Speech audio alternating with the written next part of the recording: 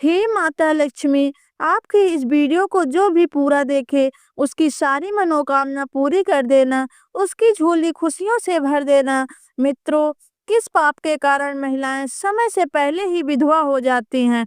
मित्रों, भगवान विष्णु और माता लक्ष्मी क्षीर सागर में शेषनाग की सैया पर बैठे हुए थे।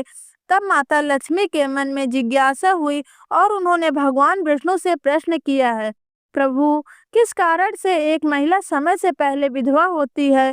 ऐसा वह कौन सा पाप है जो एक पतिव्रता नारी को भी विधवा बना डालता है? क्या महिला के विधवा होने के संकेत पहले से मिलते हैं तथा महिला का वह कौन सा अंग है जिसको यह पता चलता है कि महिला विधवा होगी या नहीं? इस प्रकार से प्रश्न पूछने पर भगवान विष्णु कहते हैं, हे प्रिय, तुमने उचित ही प्रश्न किया है। यह सत्य है कि कुछ महिलाओं के भाग्य में जल्दी विधवा होना लिखा होता है, चाहे वह पतिव्रता ही क्यों ना हो।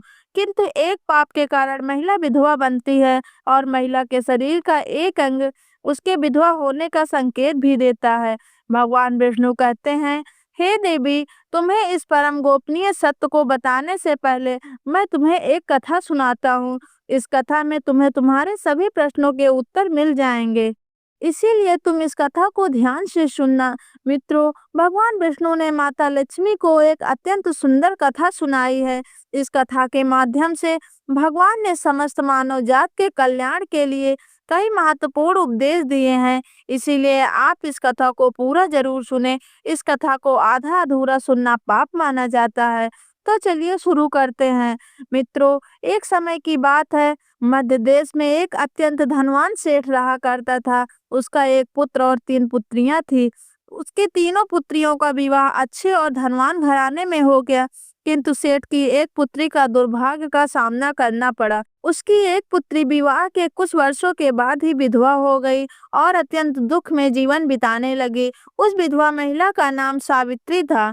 सावित्री अत्यंत सुंदर, गुणवान और पतिव्रता नारी थी, किंतु उसके भाग्य में जो अशुभ लिखा हुआ था वही उसके साथ घटित हो गया। सावित्री के पति ने विवाह के समय केवल सावित्री का सुंदर रूप और उसके पिता की धन संपत्ति देखी थी, जिससे उसे भी जल्दी ही शरीर का त्याग करना पड़ा।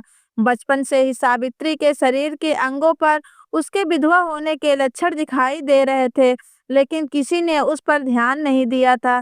सावित्री के पिछले जन्म के कर्मों के कारण उसे इस जन्म में विधवा होना पड़ा था। भगवान विष्णु कहते हैं, हे देवी, अब मैं तुम्हें सावित्री के पूर्व जन्म की कहानी सुनाता हूँ, उसे तुम ध्यान से सुनो। सावित्री का पिछले जन्म में एक ब्राह्मण के घर पर जन्म हुआ था। उसका नाम था गायत्री। वह ब्राह्मण राजा को अत्यंत प्रिय था, जिस कारण से ब्राह्मण का घर धन धान्य से भरा हुआ था। उसके पास बहुत सारी धन संपत्ति थी, जिससे ब्राह्मण बहुत ही उन्नत और गर्विष्ठ बन गया था। वह ब्राह्मण अपनी पुत्री गायत्री से बहुत प्रेम करता था, क्योंकि वह उसकी इकलौती पुत्री थी। गायत्री बहुत ही सुंदर थी और पिता के लाड प्यार से वह भी बिगड़ चुकी थी। उसके पिता उसकी इच्छा को पूर्ण करते थे, उसे कभी किसी चीज के लिए कमी नहीं पड़ने दी। गायत्री ने अपने जीवन में कभी दुख नहीं देखा था और उसे अपनी सुंदरता पर भी अत्यंत घमंड था। फिर जब गायत्री विवाह करने के लायक हुई तो उसके पिता ने उसका विवाह करने का सोचा, लेकिन उसकी एक शर्त थी कि जो भी गायत्री से विवाह करेगा वह उसके साथ उसके पिता के घर में रहेगा, अर्थात घर जमाई बनकर रहेगा। ब्राह्मण ने अपने सभी रिश्तेदारों को यह बात बता दी और चारों तरफ यह बात फैल गई। कई विद्वान और ज्ञानी पंडित गायत्री के घर पर उसे देखने के लिए आ गए, लेकिन गायत्री ने किसी को भी पसंद नहीं किया। गायत्री ने कई विद्वान ब्राह्मणों को अपमानित करके घर से बाहर निकाल दिया। फिर एक दिन एक अत्यंत सुंदर ब्राह्मण भिक्षा मांगने के लिए गायत्री के घर पर आया, जिसे देखकर गायत्री उस पर मोहित हो गई और अपने पिता से कहने लगी कि उसी भिखारी ब्राह्मण से विवाह करेगी। यह सुनकर गायत्री के पिता ने भी उस भिक्षुक ब्राह्मण को गायत्री से विवाह करने के लिए पूछा, तो उस भिक्षुक ब्राह्मण ने भी हाँ कर दिया और फिर गायत्री को उस ब्राह्मण का विवाह संपन्न हुआ। गायत्री विवाह के समय बहुत प्रसन्न थी। उसे उसका मनपसंद जोड़ीदार मिल चुका था। विवाह के बाद कुछ दिनों तक गायत्री अपने पति के साथ बड़े प्रेम से रहने लगी और उसकी सेवा करने लगी। लेकिन कुछ ही दिन बीतने के बाद गायत्री ने अपना असली रंग दिखाना शुरू कर दिया। गायत्री अपने पति को नौकर की तरह समझने लगी। उसकी आज्ञा का पालन करने की जगह उसे ही आज्ञा देने लगी। गायत्री अपने पति को भी उसके नाम से बुलाने लगी। खुद अपने पति के पैर दबाना छोड़कर अपने खुद के पैर दबाने लगी। गायत्री स्वेच्छाचारी थी। वह पति को बिना बताए ही घर से बाहर चली जाती थी। कभी पति की कोई बात नहीं मानती थी। पति से पहले ही भोजन करती थी। किसी भी धार्मिक कार्य में पति के साथ नहीं बैठती थी और अकेली ही मौज करती थी। अपनी पत्नी से ऐसे व्यवहार को देखकर गायत्री के पति बहुत दुखी रहने लगे। उसने गायत्री को बहुत समझाने की कोशिश की, लेकिन वह कभी नहीं मानी। गायत्री अपनी ही मनमानी करती थी। गायत्री की माता ने भी उसे समझाने का प्रयास किया, महिला को अपने पति के साथ ऐसा व्यवहार नहीं करना चाहिए, लेकिन गायत्री अपनी माता की बात ने कभी नहीं मानती थी और वह जानबूझकर अपने पति को अपमानित करती थी। एक दिन रात की बुराई करना, उसे अपशब्द करना, उसे नाम लेकर बुलाना आदि प्रकार के निंदनीय कार्य वह रोज करती थी। गायत्री के पति भी उससे बहुत परेशान हो गए थे। फिर एक दिन उसने बहुत विचार किया और गायत्री को छोड़कर जाने का निश्चय किया। गायत्री का पति बिना किसी को बताए ही अपने घर को छोड़कर चला गया। उससे गायत्री का त्याग कर दिया और वन में जाकर तपस्या करने लगा, क्योंकि शास्त्र यही कहते हैं कि बुद्धिमान मनुष्य को दुष्ट और स्वेच्छाचारी पत्नी का त्याग कर देना चाहिए, अन्यथा वह भी उसके पाप का भागीदार बनता है। गायत्री का पति वन में जाकर तपस्या करने लगा। गायत्री ने भी अपने पति को खोजने की कोशिश नहीं की और बड़े मौज में अपने घर में रहने लगी। गायत्री की माता ने उसे बहुत समझाया कि वह अपने पति की विनती करके उसे वापस घर पर ले आए, लेकिन गायत्री कहती, जाने दो माता, वैसे भी मेरा भिखमांगा पति किसी काम का नहीं है। उससे विवाह करके मैंने उस पर उपकार ही किया है, लेकिन वह मूर्ख मुझे ही छोड़कर चला गया। ऐसे मूर्ख पति के साथ रहने से अच्छा मैं अकेली ही रह लूं। मैं इतनी सुंदर हूँ कि कोई भी पुरुष मुझसे विवाह कर लेगा। गायत्री की ऐसी बात सुनकर उसकी माता भी दुखी रहने लगी।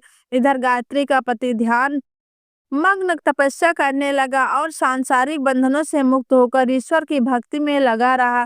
फिर कुछ दिनों बाद गायत्री के पिता के पास अशुभ घटना घटी। उसे राजमहल में चोरी करते हुए सिपाही ने पकड़ लिया और राजा को उसकी खबर दी।